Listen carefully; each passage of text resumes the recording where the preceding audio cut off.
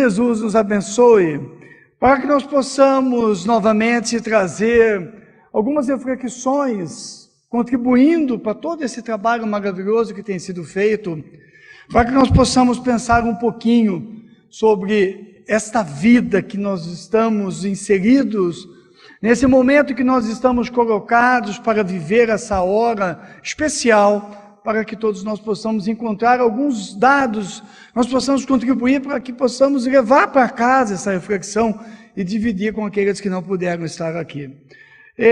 A proposta da organização é que nós trabalhássemos a partir do livro Vida, Desafios e Soluções.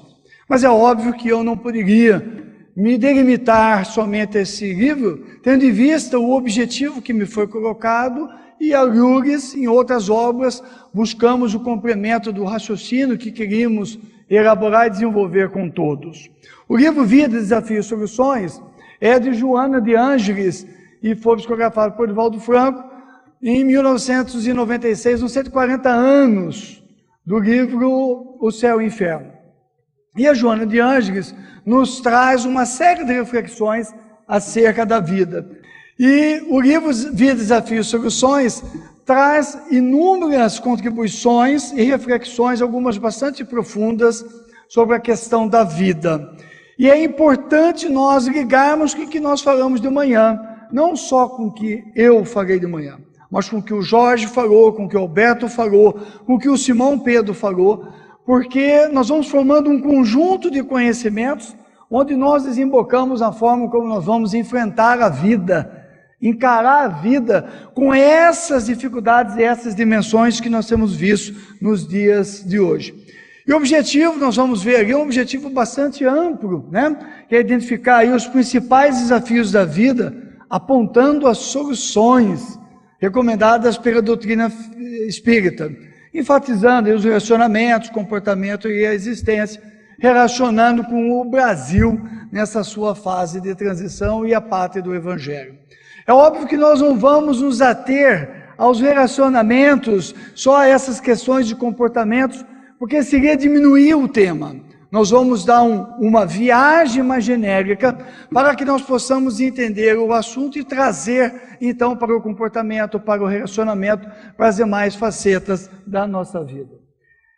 Na coordenação de um grupo de estudo do Evangelho em Brasília, há muito tempo que eu venho me fazendo algumas perguntas de caráter pessoal, íntimo, e que num determinado estudo eu resolvi dividir com as pessoas que compõem o grupo que nós participamos da coordenação. E levei essas dúvidas, que eram minhas, para que as pessoas pudessem me ajudar a responder. Porque decorridos 2000 anos, né, depois de tantos esforços no estudo do Espiritismo, do Evangelho segundo o Espiritismo, eu fiz a pergunta para mim mesmo: temos, ou eu tenho a exata noção do que representa Jesus em nossas vidas? Será que no estudo do Evangelho, no aprofundamento das questões propostas por Kardec, será que eu tenho a exata noção do que é Jesus para mim? O meu compromisso com Ele, o meu compromisso comigo, a nossa relação com Jesus, que vem desde há muito tempo, desde tempos antanhos, como é que está essa relação com Ele, né? E me fiz a pergunta: o que exatamente Jesus espera de nós? O que Ele espera que nós possamos fazer na vida? Como é que eu posso responder isso aí? E fiz essas perguntas porque consideramos que a proposta de Jesus, e talvez nós espíritos não tenhamos percebido ainda, partindo do Evangelho segundo o Espiritismo, a proposta de Jesus é uma proposta contundente, é uma proposta rompedora, é uma proposta forte, é uma nova ordem, né, que nos dá mais liberdade para o autoenfrentamento. A época em que Jesus veio, as pessoas não tinham essa liberdade para se autoenfrentar, para se analisar, não eram estimuladas a pensar na vida como um caminho que nós devemos percorrer, nos conhecendo, nos enfrentando e vencendo os desafios que nos são colocados. A visão da vida não era de desafio, de ter os problemas, aceitar os problemas e enfrentá-los com dignidade, que é a proposta de Jesus. Quer dizer, é uma proposta que rompe com aquilo que nós vimos trazendo lá do reino animal, lá das nossas viagens enquanto estamos caminhando em direção ao reino da angelitude.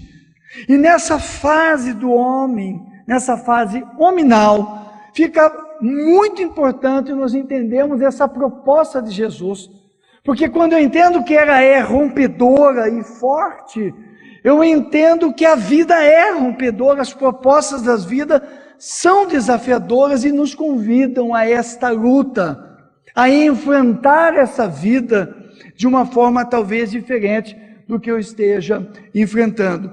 Então essa imagem que está ali é de alguém que tem uma personalidade forte e que nos convida a caminhar com ele de uma forma bastante contundente.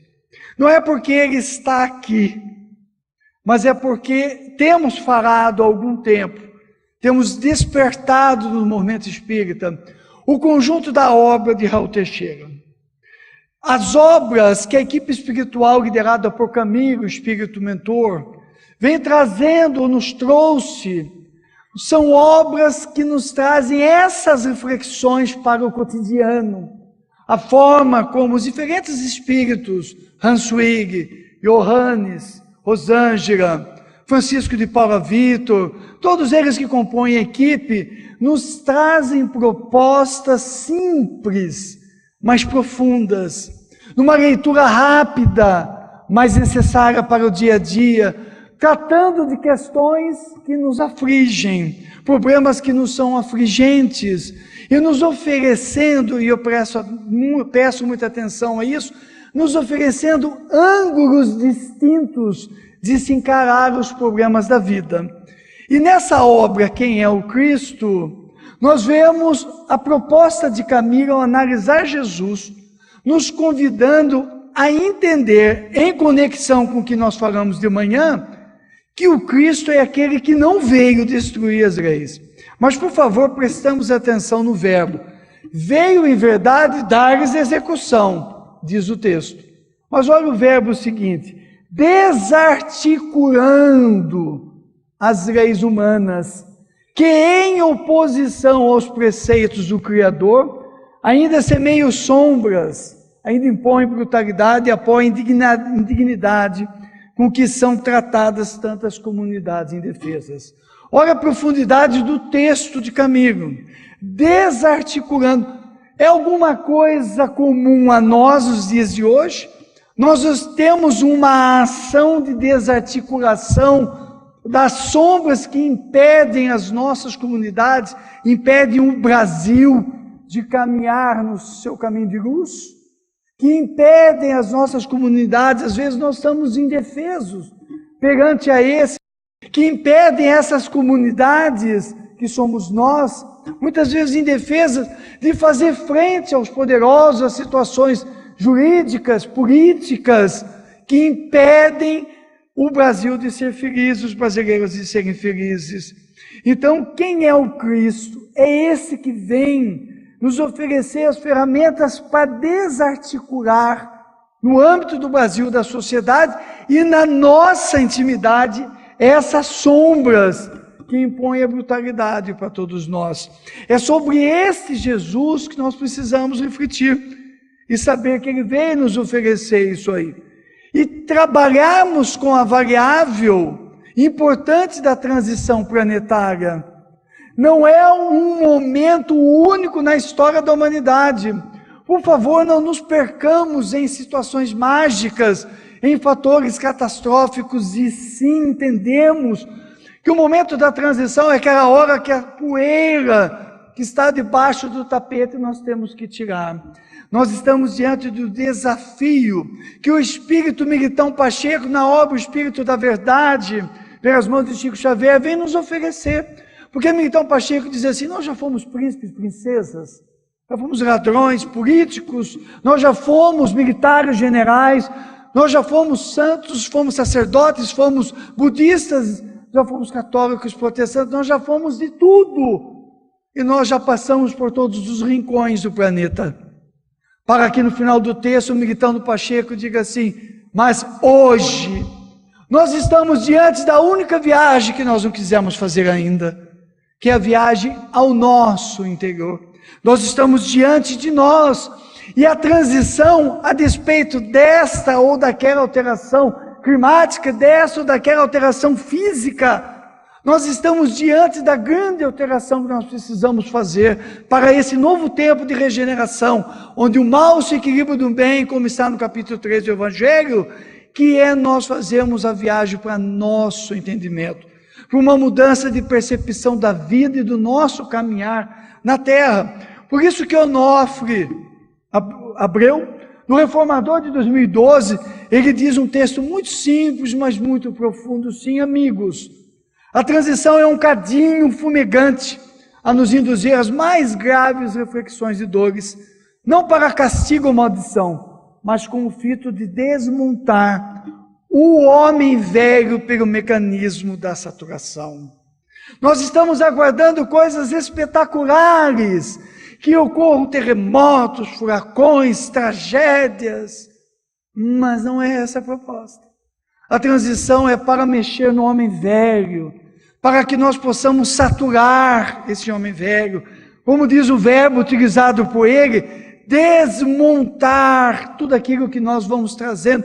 E como eu disse de manhã, aquele passado que a gente precisa deixar para lá, para que nós possamos olhar para frente, para o caminho que vem adiante. E ele prossegue ainda, tornando hediondos e insuportáveis os hábitos vulgares que nós já não suportamos mais. Na verdade, vem aquela onda do passado e eu não suporto mais. Às vezes eu não consigo me livrar, eu não sei como trabalhar com aquilo, eu sofro. À noite o travesseiro é o meu amigo silencioso, onde minhas lágrimas perpassam a fronha, no silêncio da dor que eu carrego, por ainda trazer aqueles hábitos vulgares indignos na minha intimidade, e sofro. O que já é um sinal de que eu já não coaduno, e todos nós aqui estamos inseridos nisso. É porque o homem velho está sendo desmontado. Eu já tenho a proposta lúcida do Espiritismo. Jesus se apresenta diferente para mim. Eu não quero mais adorar Jesus como se ele estivesse pendurado. Eu quero trazer Jesus comigo. Eu quero olhar nos olhos dele, como aquele amigo que caminha comigo, como aquele que me ama incondicionalmente.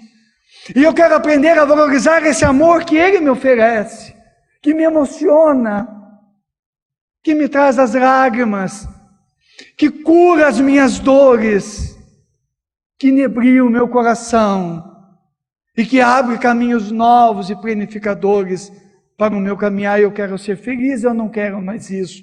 Como diz Honório Abreu, esses distúrbios, instabilidades, que agora as nuvens borrascosas serão tiradas pelo sol, que vai chegar para que nós possamos viver em paz, finalmente encontrando-nos nesse processo que é assim doloroso e não podia ser diferente, porque desmontar esse homem velho exige uma disposição para sofrer, para enfrentar a vida, para analisar a vida e se analisar, aí o orgulho precisa cair. Me disse um amigo, certa vez, quando eu morava fora do país por um tempo, e que fiquei por um período sozinho, e me lembro que esse amigo me disse por e-mail: você não vai destruir várias encarnações de erros, de equívocos, numa só encarnação. Será que não há um pouco de orgulho para admitir aquilo que ainda tenho forte dentro de mim, e que eu preciso admitir para poder enxergar? Quando eu admito que eu não sou aquele santo que eu imaginasse que eu fosse, que não é o que o Espiritismo pede para nós, e não é o que Jesus pede para nós, mas quando eu admito que eu sou aquela pessoa que traz, sim, arestas de imperfeição. Eu tenho aquele lado de montar que o orgulho me traz, tenho comportamentos que eu me envergonho, coisas que eu penso e faço. A hora que eu começo a admitir que eu sou esse ser em construção, em elaboração, fica mais fácil eu trabalhar. Porque eu posso puxar isso, eu posso puxar aquilo. E eu posso então, com o apoio de Jesus, dos benfeitores, eu posso trabalhar com o espiritismo, com o passe, com a fluidoterapia espírita, com o estudo, com o trabalho espírita. Eu vou devagarinho construindo esse novo ser que a dor vai derrubando a cada dia. Como diz o Espírito Bezerra de Menezes, é preciso aos poucos nós irmos percebendo que a vida, ela não é uma ilha da fantasia, onde a festa e os prazeres comandem os nossos dias, mas é uma incursão num ambiente de trabalho e de luta, de estudo e de crescimento, onde muitas das vezes eu estarei com os pés cansados, as mãos machucadas, os joelhos desconjuntados pelas quedas e pelas dores que eu irei enfrentar, para que eu possa aprender a caminhar com mais segurança. É por isso que na introdução do livro Vida, Desafios e Soluções, Joana de Langes coloca a vida como um milagre, o milagre da vida complexo. Por isso mesmo, o seu ponto de partida no Criador. Eu preciso entender aquela frase que Jesus disse: vós sois deuses. E se assim não o fosse, eu já vos teria dito, e podeis muito mais, se assim o quiseres. Quando eu entendo que eu tenho essa relação com Deus, que eu sou co-criador com Ele, e que a vida é por si só complexa, eu passo a entender que esse milagre que é a vida exigirá de mim muito mais devoção e dedicação do que os prazeres mundanos que eu ainda, como homem velho, procuro, tentando fugir dos compromissos que eu assumi antes de reencarnar e dificultando eu entender a beleza da vida. Esse processo de evolução, como diz Joana, ele é assinalado por desafios cada vez mais graves e significativos. É preciso, enquanto nós estamos no corpo, é a hora, é agora, nós entendemos que à medida que eu vou vencendo a prova, eu passo para a série seguinte, onde os desafios são maiores, porque eu já tenho condições de enfrentá-los, eu já tenho condições de olhar para aquilo de uma forma diferente, eu já tenho condições de analisar o problema de uma forma diferente, eu tenho condições, eu preciso acreditar nisso, porque senão eu não estaria aqui agora. Eu preciso acreditar que eu tenho condições de co-criar com Deus. Eu tenho condições de contribuir, de falar, de servir, de participar disso tudo. E se os desafios que a vida me oferece, é porque eu tenho condições. O fardo é aquilo que eu posso construir. Mas isso não é uma frase evangélica, e aí a minha preocupação, que eu vou dizendo aqui, e alhures, repetindo como se eu fosse um papagaio. E eu preciso entender que se o fardo está colocado no meu ombro, é porque eu posso suportá-lo. E quando eu entendo que eu posso suportá-lo, eu saio da situação de vítima. E o processo de vitimização é muito perigoso, porque quando eu me torno uma vítima, eu estaciono, eu paraliso. E quando eu assumo que aquilo que eu estou passando é porque eu preciso daquilo, eu procuro interpretar sem o orgulho: eu não poderia passar por isso. Onde já se viu? Eu sou trabalhador espírita, eu estudei, eu faço isso, eu faço aquilo. É uma injustiça. Eu abro espaço para a paralisia. E ao tempo que eu estou perdendo tempo com isso, eu estaria analisando: eu ainda sou assim. Eu ainda penso assim. Mas eu já estou a caminho, e eu posso entender a coisa de forma diferente, e vou procurar entender com o Espiritismo que desafio é esse, que está me levando a desdobrar as minhas faculdades e o meu discernimento para as coisas. O adulto, o espírito que está se tornando adulto, é o nosso caso, ele discerne, usa do livre-arbítrio, analisa o bem e o mal e aprende a lição, tira o proveito da lição. Se houve danos a alguém, o que nós dissemos de manhã, como está o céu e o inferno. Arrependimento, expiação e aguardo a reparação que virá de cabeça erguida, aguardando o momento que Deus vai dizer a mim, ora é assim ou é assado, mas eu continuo trabalhando, eu levanto a cabeça e vou seguindo o meu caminho, enfrentando a vida, olhando para a vida de uma forma diferente, porque a luta, como diz Joana de Ângeles, está ali, ela é intensa, sem quartel. Quando a Joana coloca a luta sem quartel, na medida da resistência que eu tenho, e os nossos benfeitores estão controlando essa resistência, o grau de aperto que nós suportamos, é uma luta que ela é o tempo todo. Ah, mas eu estou cansado. Está cansado, mas vai lutando, porque é o tempo que eu tenho na terra para continuar lutando. Não se deixar dominar pelo desânimo, pela depressão, e muito menos entrar no caminho perigoso de comparar a sua vida com a vida alheia. Cada um tem o seu trajeto, o seu caminhar. Mesmo dentro da própria família, já foi dito aqui ontem, foi dito hoje, cada um de nós tem o seu trajeto. A luta intensa é minha.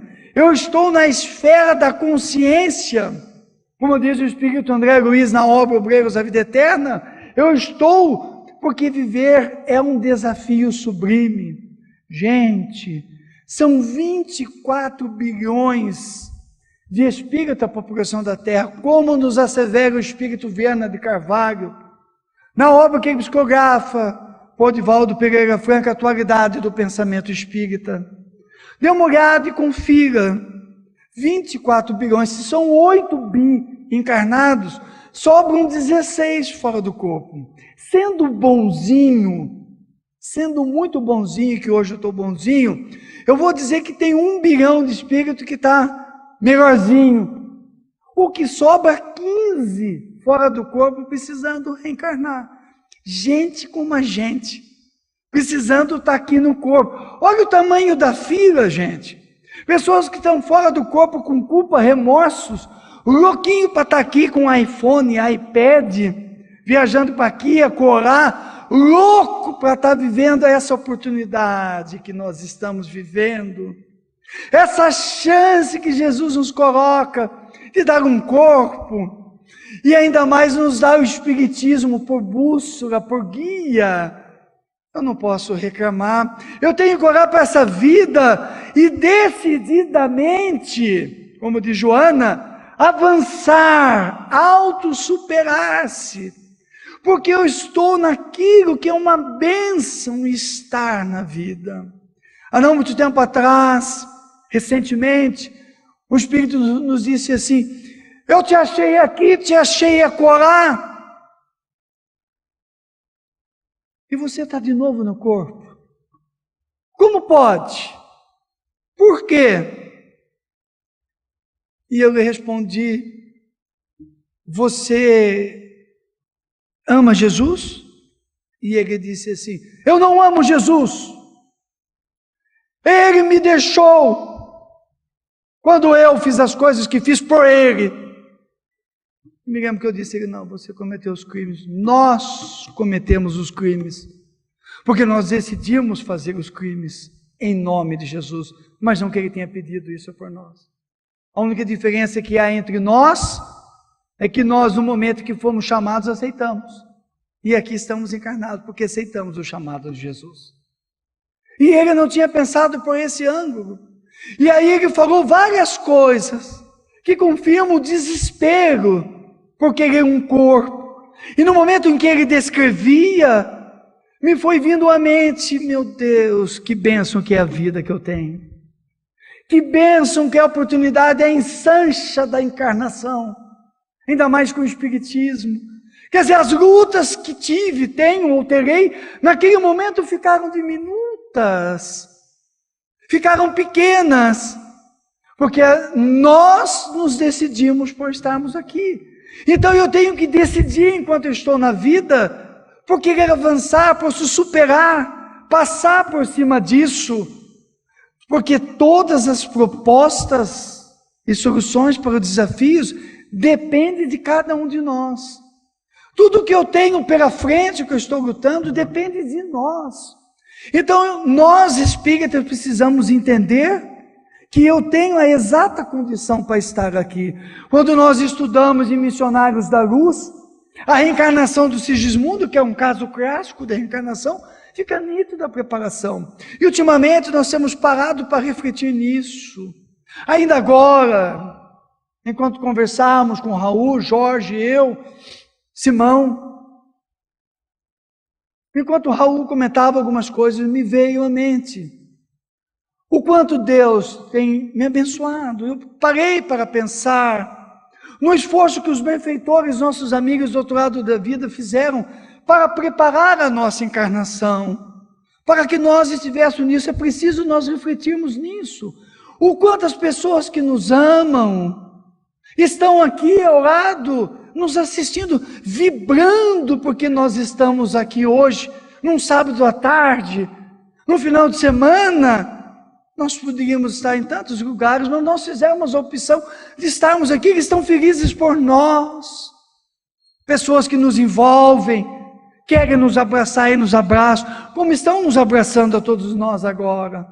E eu refletia nisso, meu Deus, quanto que Deus tem me dado, quanto que Deus tem me oferecido, e quantas vezes de forma imatura, eu tenho abraçado a lamúria, a revolta, ao passo que eu deveria abraçar a gratidão e o sorriso, por todo esse banquete de luz que o bom Deus vai nos ofertando, nos oferecendo, para que nós possamos ser felizes e possamos nos superar, possamos nos vencer. Então o esforço, ele é nosso, e é nossa forma de encarar a vida, como está em vermelho no texto. Depende da forma como eu olho a vida. Se eu olhar a vida como um fardo que eu preciso carregar, aí a vida fica mais difícil. Mas se eu olhar com esse olhar de uma vida que foi preparada, que foi planejada, que eu assinei a ficha, que eu assumi o compromisso, eu vou olhar para esse compromisso e vou dizer, sim, o compromisso é meu. Eu vou levantar a cabeça e eu vou cumprir com os meus compromissos. Eu vou assumir as minhas responsabilidades. Eu vou puxar a noção do dever do Lázaro que trouxemos de manhã e vou mudar a minha atitude perante o meu marido, a minha esposa, ao meu cônjuge, aos meus filhos. E vou sair do barato comum que a maioria das criaturas se colocam, mas que não tem aquilo que eu tenho, que é a proposta grossa do Espiritismo. A partir do momento que eu me decido por encarar a vida de forma diferente, os desafios se tornam mais acolhedores e as soluções aos problemas que eu trago na vida vão aparecendo. Eu já sei que o meu cônjuge é aquele cônjuge que eu preciso para caminhar. E eu vou olhar para ele de forma diferente, sem justificativas para condutas que não criam situações melhores para mim. Eu vou analisar o relacionamento. Há um tempo atrás, um amigo me disse assim, numa conversa que tínhamos, ele me disse assim, Marco, não se esqueça que é preciso aprender a amar o cônjuge por pelo menos 10 vezes ao longo da vida. Olhar para aquela pessoa que caminhou comigo. Quem tem mais de 30 anos de casado como eu, sabe o que eu estou dizendo. Você olhar para aquela pessoa e relembrar das lutas. E o amor vai se transmudando do amor físico para um amor de respeito, de gratidão, por aquela pessoa que abriu mão de tanta coisa para caminhar conosco, nos servindo, nos amando, nos sustentando nas horas difíceis, porque nós não somos fáceis. Então, quando eu vou mudando essa forma de encarar a vida, aquele amor vai surgindo dentro de mim, vai renascendo de novo um amor diferente, bonito, grandioso, enriquecedor, porque eu olho para aquela pessoa com os olhos diferentes. A minha velha, o meu velho é diferente. Eu estive agora em Santa Catarina, onde fui receber uma homenagem do grupo de amigos espíritas, na verdade uma festa fraterna. Eu fui a um centro espírita que é um dos mais antigos do Brasil, lá em Itaiópolis, Raul, lá no Centro Espírita Jesus de Nazaré, onde eu fui falar para aqueles amigos, um centro colocado no meio de uma plantação de milho e de soja, onde sempre falamos, Raul já esteve lá, e fomos falar, e era o aniversário do casamento de um casal, 75 anos. E quando a senhora levantou para falar, ela deu uma aula de vida que todos nós ficamos emocionados. Porque ela disse, hoje eu amo esse meu velho, mais do que eu amava quando nós o conhecemos. Ele não é fácil. Mas eu também não sou. Eu fui descobrindo que eu também não sou fácil. E à medida que eu fui me descobrindo com tantas dificuldades, eu fui percebendo que aquele homem é um homem que criou meus filhos, que trabalhou de sol a sol, que passou por cima de tantas coisas.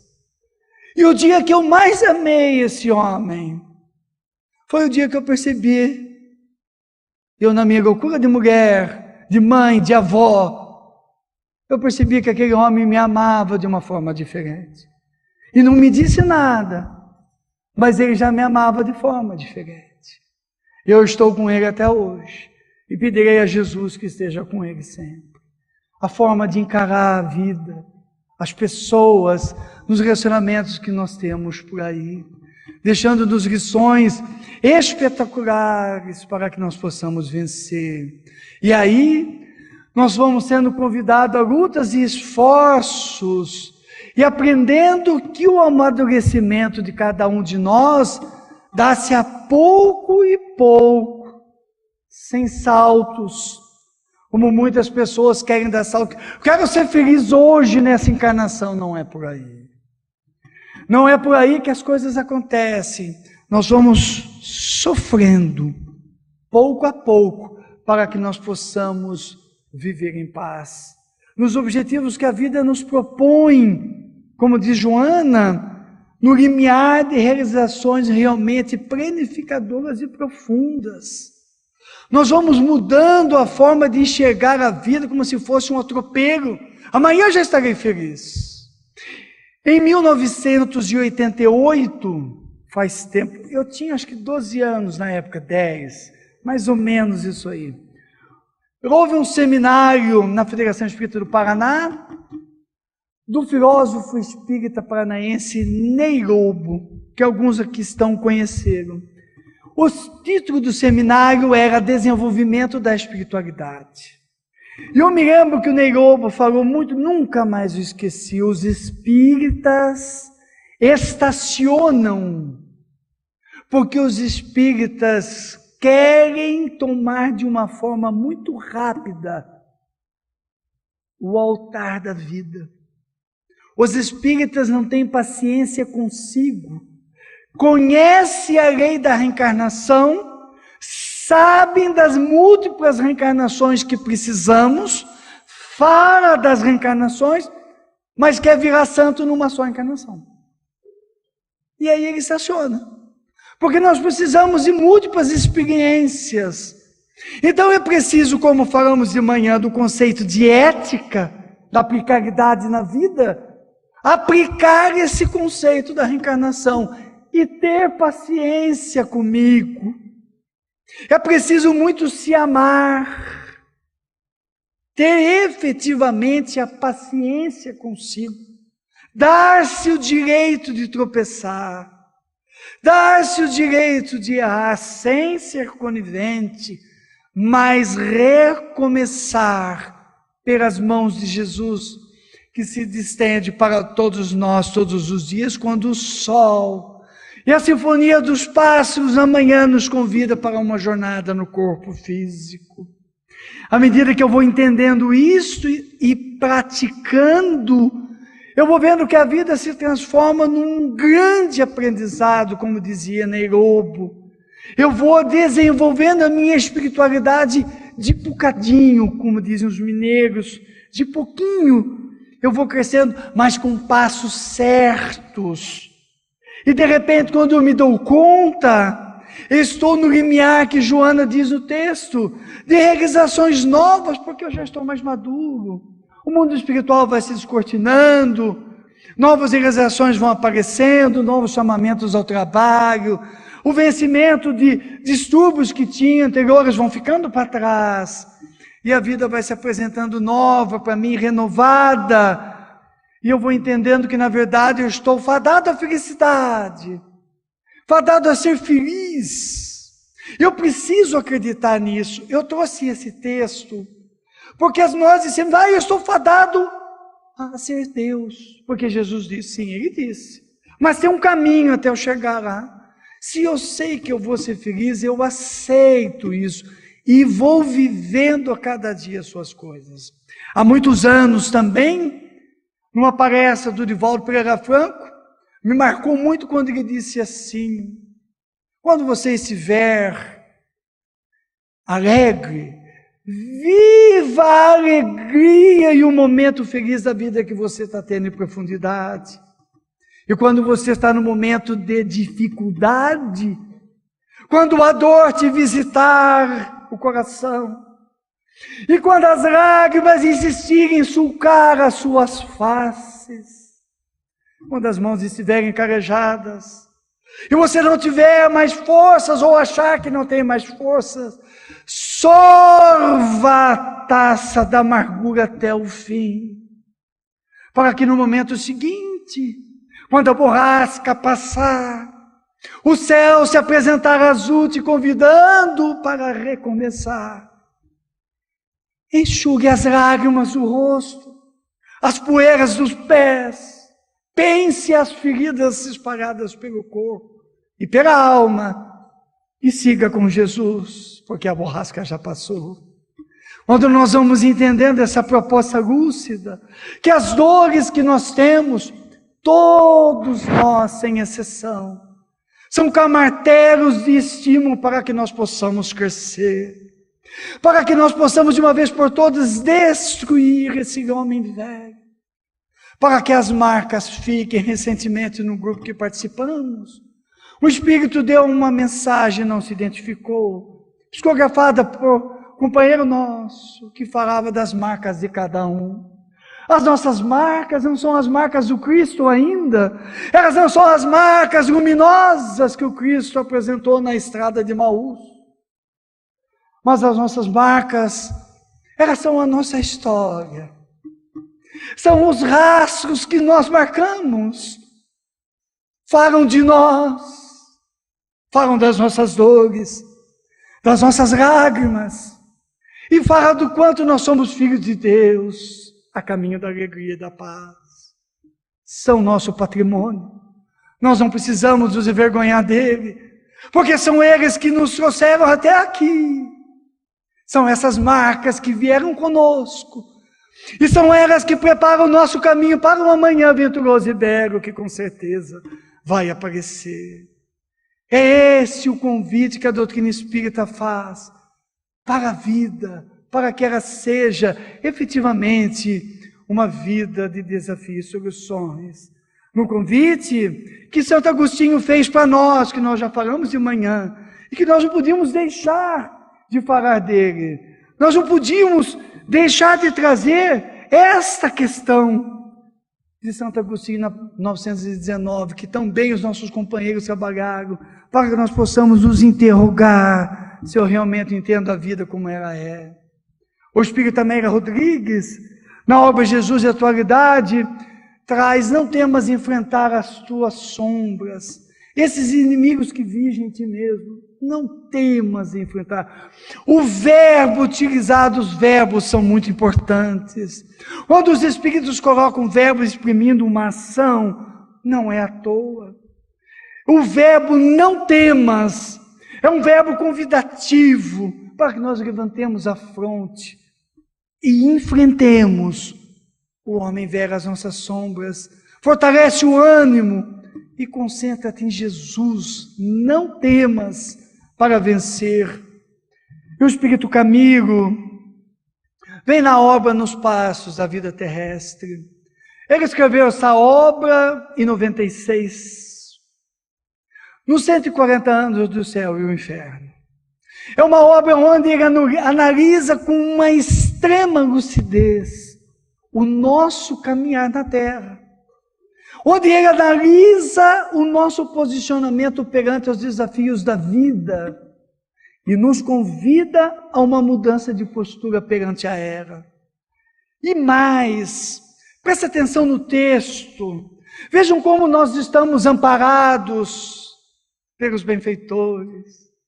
Vejam como nós estamos envolvidos pelos nossos amigos do outro lado da vida, que não nos deixam jamais. E olha como lá atrás, eles já discutiam as questões que nos afligem hoje, aqui, ali e acolá. São sérios os problemas com a família, a educação própria e com a dos filhos, são os tormentos da libido desorganizada. E são as ansiedades do sexo, as pelejas sociais, os anseios das massas, e por aí vai. Veja como o texto é atual. Fala de nós hoje. Ademais, são os dramas das guerras, etc, etc. Ele sabia o que nós passamos, e sabe o caminho, os benfeitores, o que nós passamos. E aí, ele fala, olha que coisa consoladora, é pensando em tudo isso que temos sempre refletido em nossos estudos no invisível, a respeito dessas etapas de árduas lutas, de dor, de lágrimas que molduram.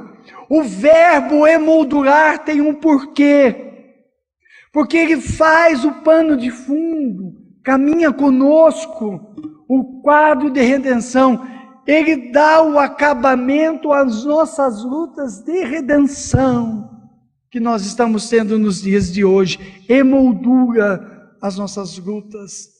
Sabemos e sabem os Espíritos o quanto nós estamos lutando e quanto nós precisamos lutar.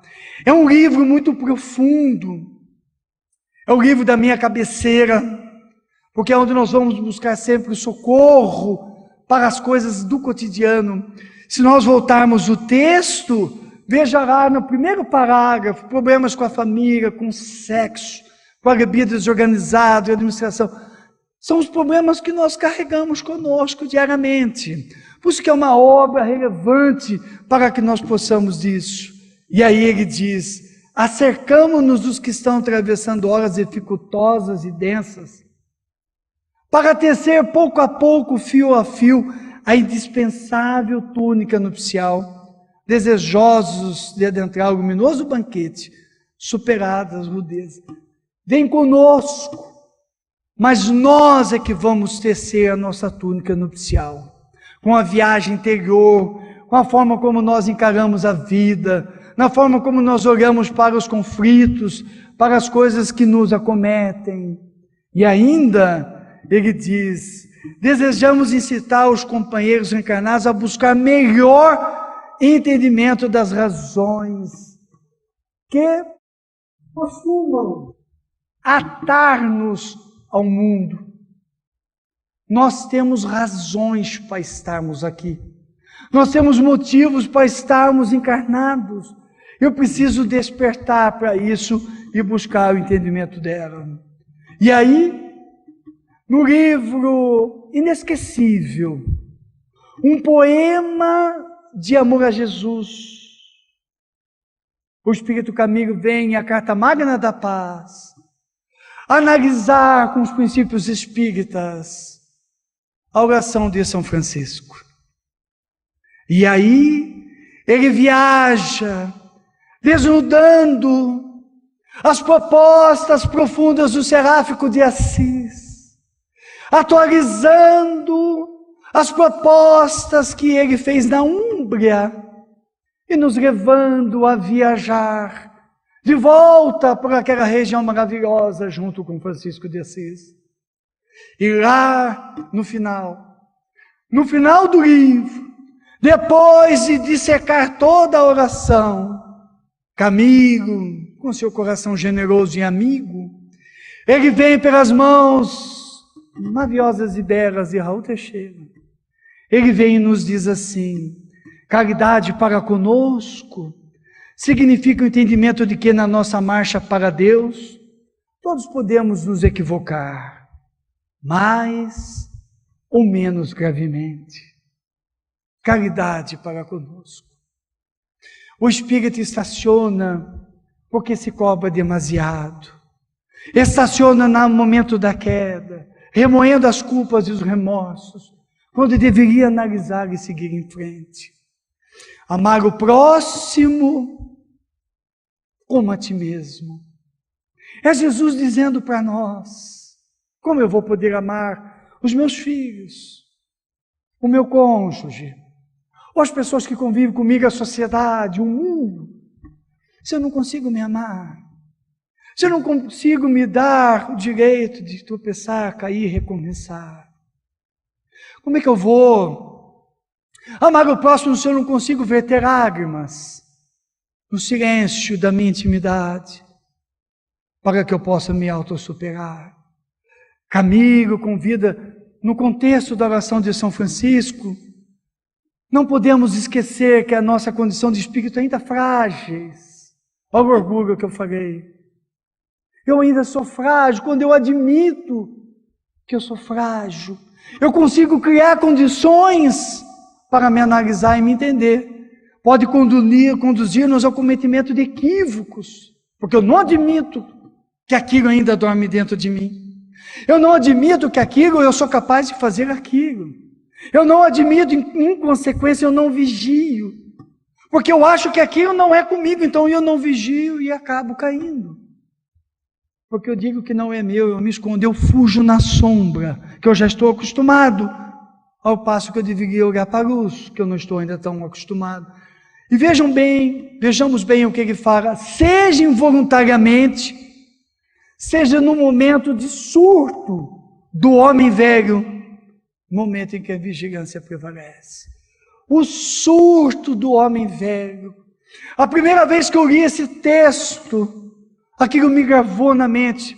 Eu poderia falar esse texto aqui sem ler o slide, porque me gravou num surto de homem velho.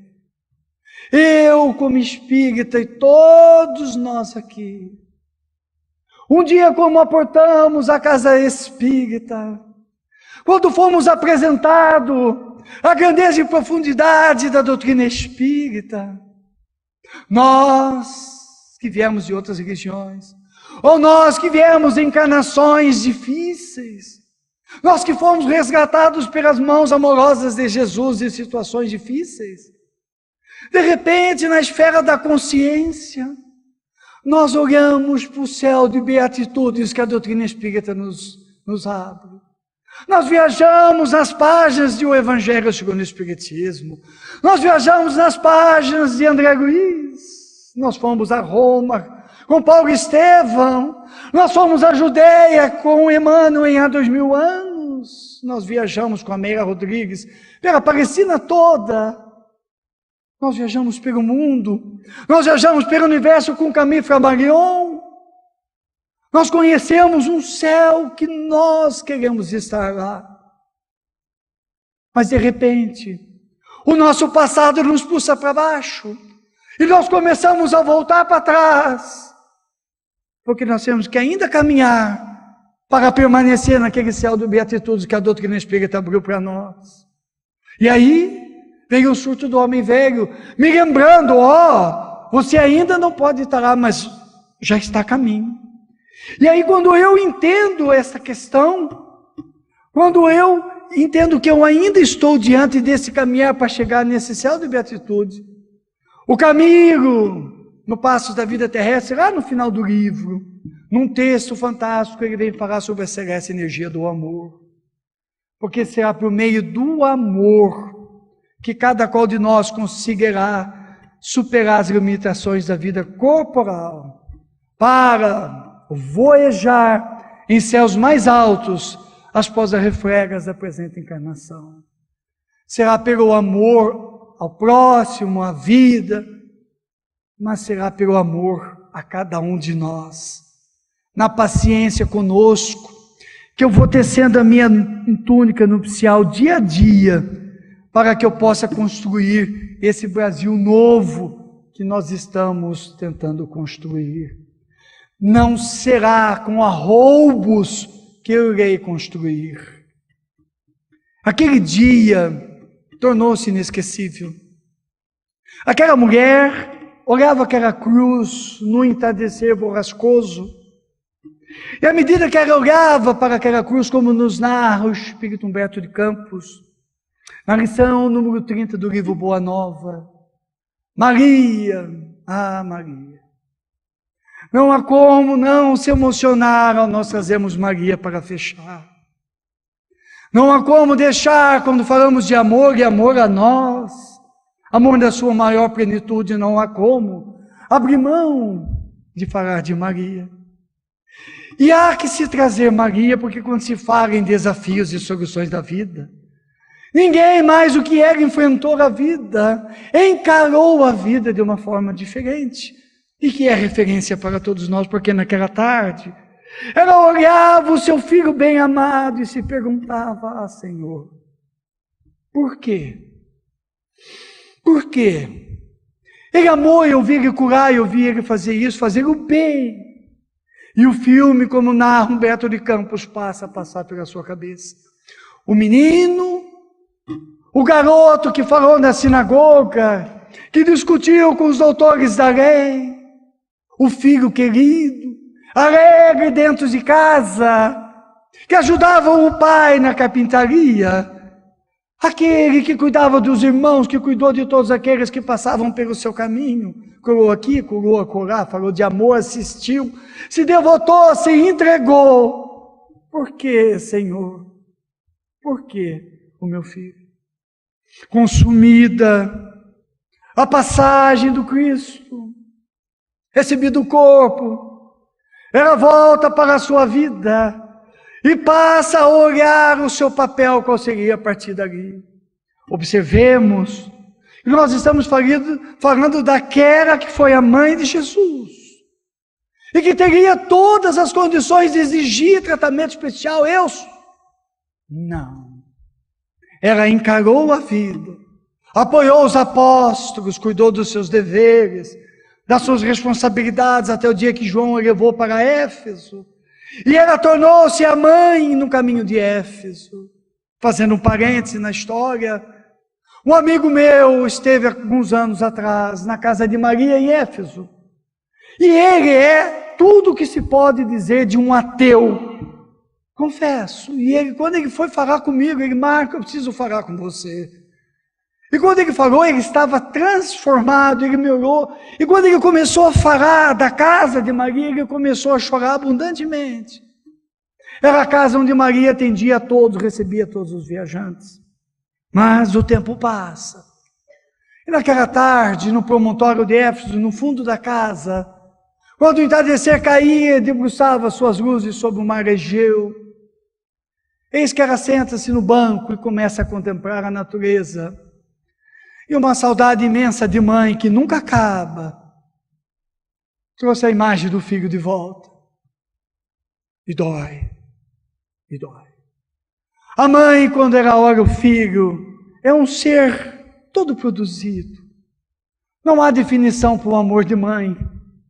Só a poesia e o romance para que nós possamos entender o que é o amor de mãe. E quando volta a imagem de Jesus, ela se sente envolvida por alguém.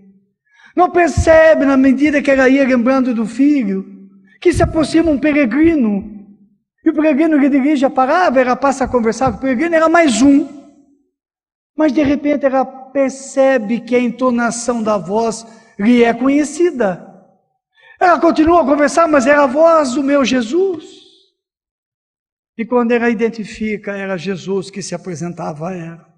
Ela faz menção de se ajoelhar perante ao filho, e o filho é que se ajoelha perante a ela: mãe, mãe. E passa a conversar com ela, falar do amor. Quando o tempo passa, foram encontrar o corpo dela caído, levaram para o catre. Enquanto Jesus preparava o seu desencarne, quando ela sai do corpo, ele a abraça. O encontro de almas que amaram, que venceram as suas limitações, que se submeteram à vontade do Pai e que fizeram do amor o caminho de suas vidas. E ele pergunta: mãe, o que a senhora quer? Eu quero visitar a Judéia, Cafarnaum, Nazaré. E ela passa com Jesus e aí ele pergunta: mãe, e agora? Eu quero ir a Roma para visitar aqueles que estão morrendo em seu nome nas arenas de Roma. E quando ela chega, se aproxima de uma jovem na prisão e estimula a jovem a cantar: cante, minha filha. E a jovem começa a cantar para consolar os corações que iriam morrer em nome de Jesus. Amor. A celeste energia do amor, como diz Camille. É a lição que fica para todos nós, para que nós possamos tornar o Brasil uma nação celeste do amor. O somatório dos nossos amores, que coisa maravilhosa. O somatório dos nossos amores será o somatório do amor que o Brasil precisa hoje. O somatório das nossas lágrimas são as lágrimas que o Brasil precisa hoje, para que nós possamos dissipar as nuvens borrascosas que estão sobre o nosso país, sobre a nossa pátria. Não nos esqueçamos disso. E que a paz do peregrino Senhor da cruz possa envolver a todos nós, nesses dias maravilhosos que nós estamos vivendo. E amanhã, quando nós acordarmos, quando o sol adentrar pela janela, quando o céu azul nos convidar com a sinfonia dos pássaros para mais um dia, que nós possamos levantar-nos com o corpo e darmos: Ave Cristo, eu te saúdo. Ave vida, eu te saúdo. Ave doutrina espírita, eu te saúdo. E por fim, eu tenho plenos pulmões e emoção para dizer: Ave Senhor, eu te saúdo e te agradeço por tudo, que assim seja.